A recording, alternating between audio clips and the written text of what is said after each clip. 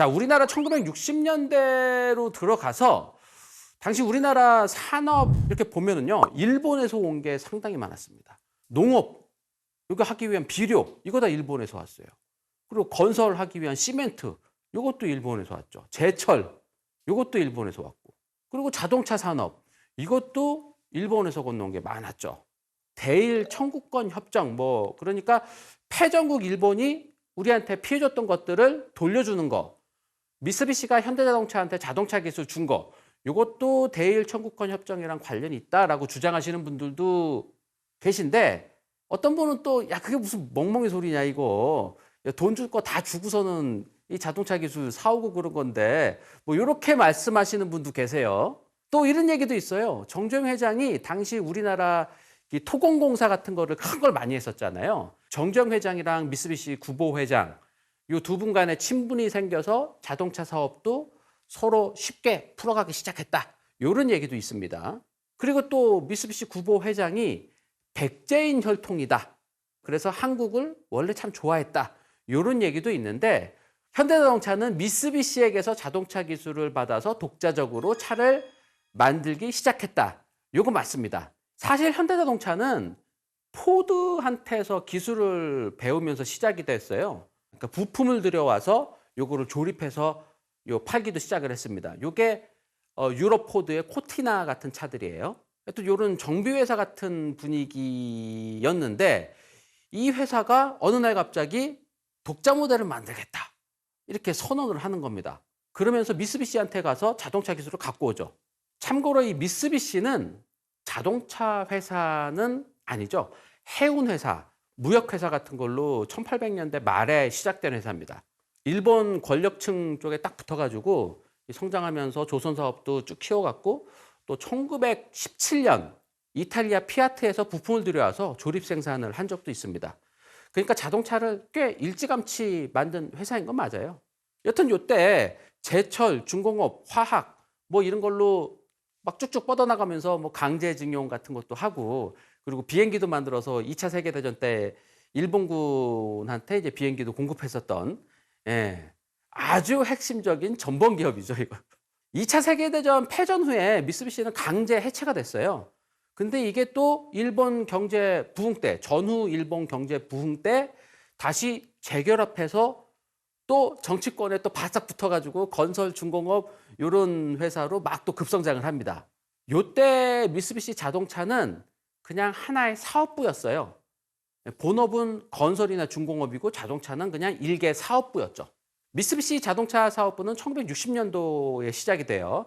미쓰비시는 그 초창기에는 영국 기술로 만든 작은 차를 이렇게 들여와다 만들었는데, 1960년대 말에는 미국 크라이슬러 쪽에서 뭔가를 많이 배워오면서 1970년도에는 크라이슬러랑 아예 이렇게 합작을 하기도 합니다.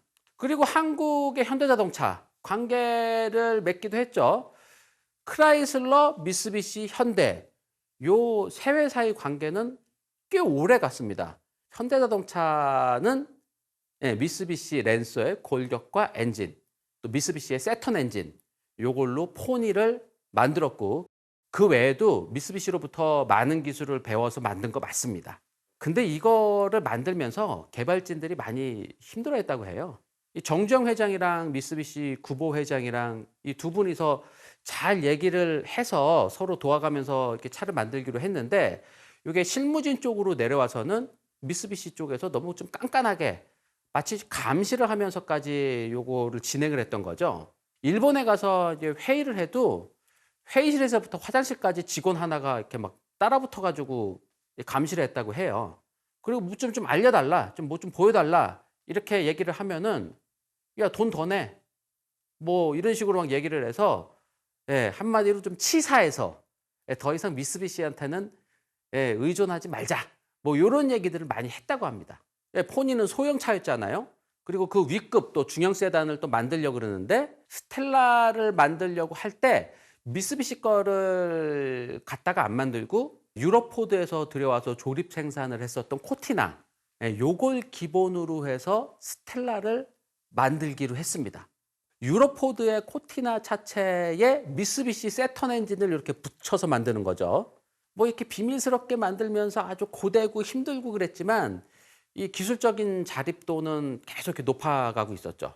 그리고 차를 만들면은 좀 제대로 이렇게 시험을 해봐야 되잖아요. 그래서 울산의 주행 시험장도 만들기 시작을 했고, 이 테스트 장비라든가 엔진 연구 개발 시설 이런 것들을 용인에 있는 마북리에 만들기 시작을 했고, 근데 이거를 미쓰비시가 눈치를 채고 감시를 하고 막 이랬던 거예요. 당시 미쓰비시 부장급 한 명이 부하 직원들 한두 명 데리고 와서 현대자동차가 뭘 하고 있는지 조사해서 본사에 뭐 매일 보고를 한다든가 뭐 이런 일도 뭐 생겼다고 합니다. 그러다가 좀 일이 하나 터져요.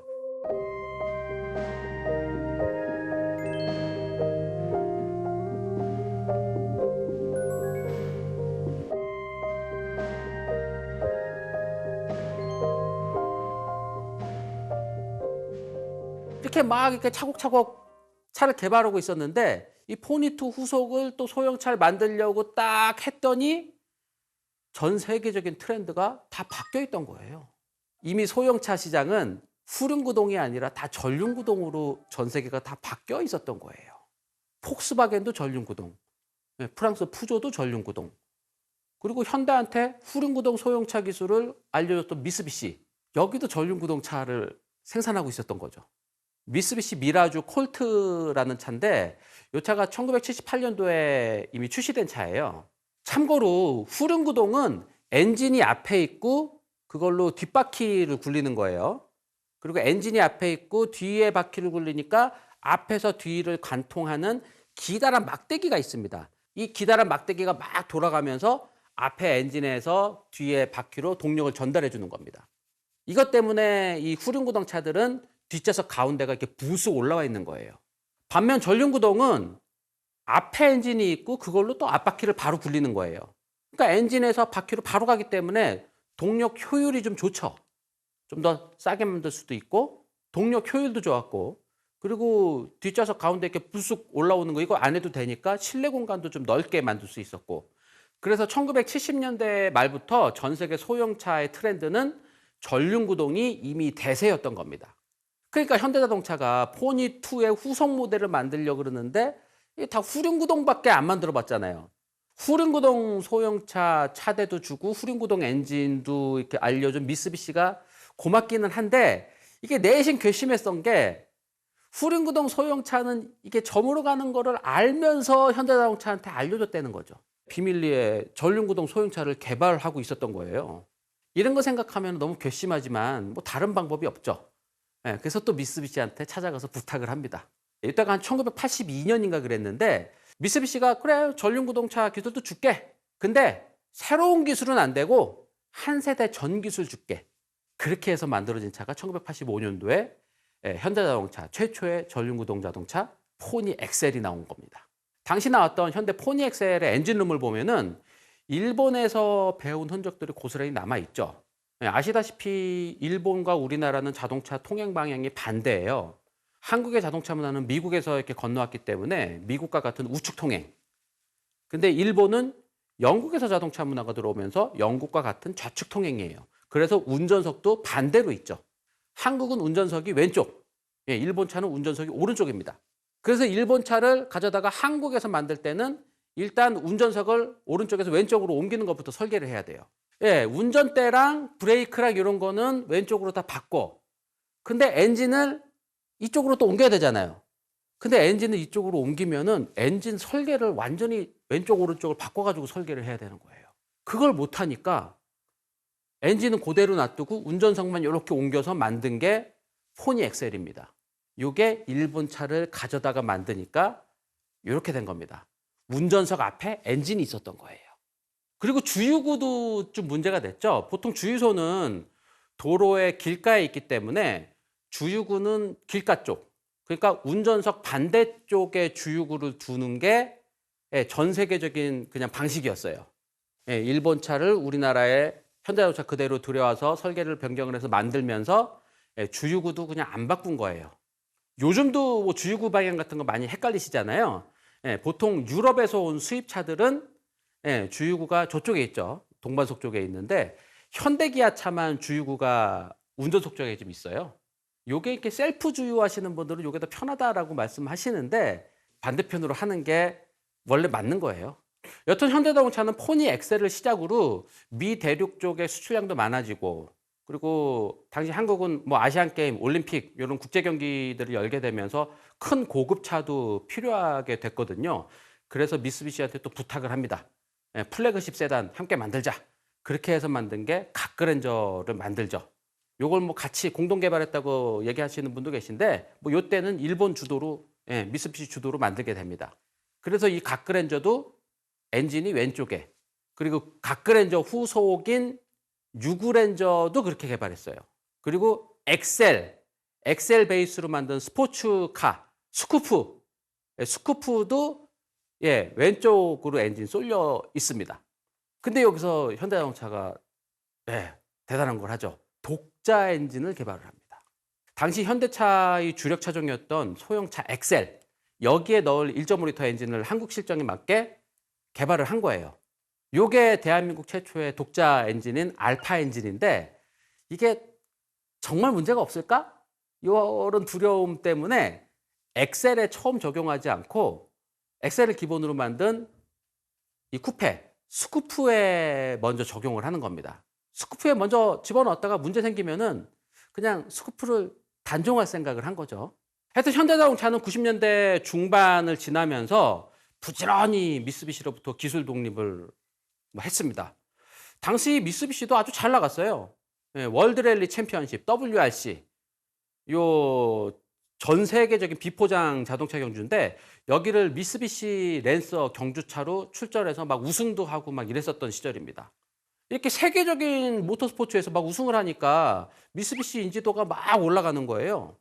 이러면서 미쓰비시한테 뭐 함께 하자고 이렇게 러브콜 하는 회사들도 많아지고 그러면서 미쓰비시는 현대자동차한테 더더욱 좀 불손하게 대하기 시작을 합니다. 뭐 기술 이전할 때 너무 터무니없는 가격을 부른다던가 뭐 기술 이전 뭐 관련 회의를 할 때 초시계를 들고 와서 시간이 초과하면은 초 단위로 과금을 한다든가 그리고 뭐 현대자동차가 독자적으로 뭐 이렇게 하려고 하면은 그걸 여러 이유를 들어가지고 반대한다든가 당시 미쓰비시는 나름 뭐 지금 우린 최고야 모터스포츠에서도 막 뭐 우승하고 뭐 볼보나 포드 이런 그 선진 회사들도 우리랑 같이 막 일하려고 그러거든. 아우 막 바빠 막 이런 분위기였어요. 잘난 척만 하고 막 함부로 대하고 막 이러니까 현대자동차에서 이게 참다 못 참은 거죠.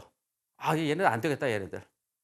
야 이제 얘네들 말 들어주면 안 되겠어. 맛을 보여주자. 그러면서 미쓰비시 차를 가져다가 아주 세부적으로 막 분석을 합니다. 그리고 그것보다 더 좋게 만들어요. 대표적인 게 스타렉스예요. 스타렉스.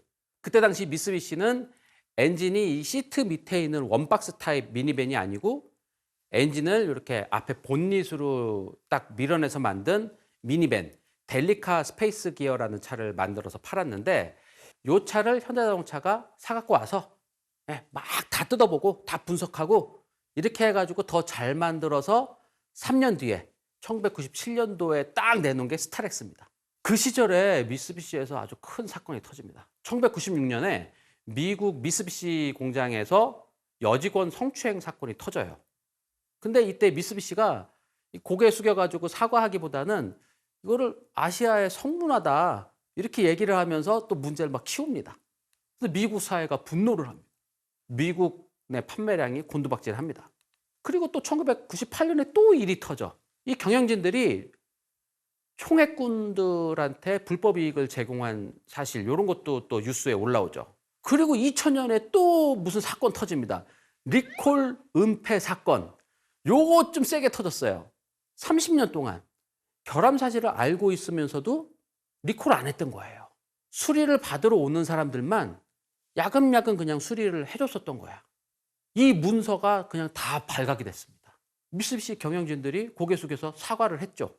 근데 2004년에 또 터져. 미쓰비시 트럭, 후소 트럭.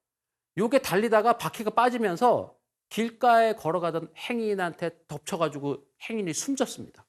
이걸 기점으로 해서 하늘을 나는 타이어라는 소설로도 나오고 드라마로 만들기도 하고 뭐 이러면서 일본 사람들도 이제 미쓰비시를 다 안 좋게 생각을 하죠.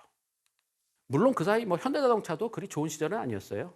이 정주영 회장 쪽 아들들 사이에서 이렇게 뭐 형제의 난 뭐 해가지고서는 좀 안 좋은 일 좀 있었고, 또 IMF 때 또 엔화가 막 올라가면서 부품값도 비싸고 막 뭐 이랬었던 것도 있었고요. 여튼 현대자동차가 현대 기아 자동차 그룹이 되면서 예, 좀 꾸준히 성장을 했습니다. 그러다가 미쓰비시는 또 2016년도에 또 뭔 사건이 터져요. 일본에서 연비 조작 사건이 또 터집니다. 전 세계적으로 연비를 무슨 기관에서 이렇게 측정하는 게 아니에요. 자동차 회사에서 연비 측정해 가지고 서류를 딱 검사를 받는 겁니다. 다 정직하게 자체적으로 연비 측정해 가지고 서류 검사 받는 거였는데, 예, 미쓰비시는 그걸 속였던 거예요. 더 이상 회복할 수 없는 회사가 되고, 디자인도 점점 이상해지고, 기술력도 점점 없어지고, 전기차도 꽤 일찍 개발을 했는데 미쓰비시는 현재 또 이렇다 할 전기차도 없잖아요. 뭐 하이브리드 기술도 없고. 반면 한국의 현대자동차는 부지런히 이렇게 달렸죠. 예, 세계 최고 수준의 전기차 플랫폼, 이걸로 세계 최고 수준의 전기차 막 내놓으면서 전기차 시장을 막 선도하고 있어. 하이브리드 기술도 갖고 있고. 그리고 수소차도 세계 탑 클래스야. 자율주행 기술도 뭐 어디 내려도 부럽지가 않아. 게다가 미쓰비시가 90년대에 막 우승하면서 막 한창 잘난 척했었던 월드랠리 챔피언십 WRC, 요 경기에서 지금은 현대자동차가 지금 계속 우승하고 있어요. 지금 미쓰비시는 아예 출전도 안 해요. 자, 하여튼 오늘 얘기는 여기까지입니다.